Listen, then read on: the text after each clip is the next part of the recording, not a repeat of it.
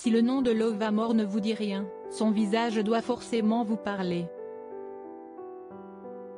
Durant des années, elle fut meneuse de revue pour le cabaret du Crazy Horse à Paris. Cette aventure, elle l'a vécue aux côtés d'Alain Bernardin, fondateur de l'établissement dont elle est tombée éperdument amoureuse malgré leurs 30 années de différence.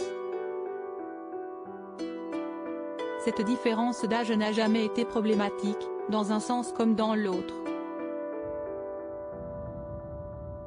À tel point que les tourtereaux se sont passé la bague au doigt en 1985. Le bonheur, ils l'ont connu pendant près de 10 ans.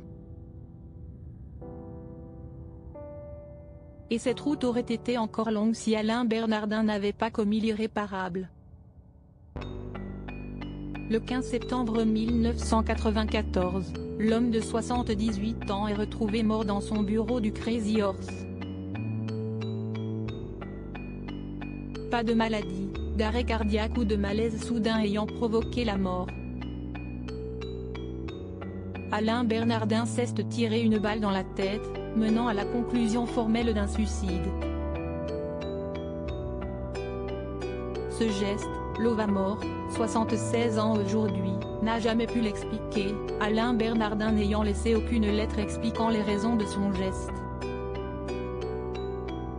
Seule hypothèse plausible pour Eddie Barclay, l'un des proches d'Alain Bernardin, son âge avancé, s'y est un sale coup. J'ai beaucoup de peine. Il était en pleine forme. Si est incompréhensible. La seule explication qui me vient à l'esprit si est qu'il allait avoir 78 ans et s'est dit, bon, maintenant si est terminé. Si est vraiment la seule chose à laquelle je peux penser, déclarait-il à l'époque. Si est moi qui programmerais ma mort, il semblerait que Lova Mort, Marie-Claude Jourdain de son vrai nom, envisage de suivre le même chemin que son défunt époux. Interrogée sur la fin de vie par Thierry Ardisson, l'ancienne meneuse de revue avait indiqué que la mort ne lui faisait pas peur et qu'au contraire, elle préférait presque choisir le moment où elle s'en irait. Très souvent, je pense que si est moi qui programmerais ma mort.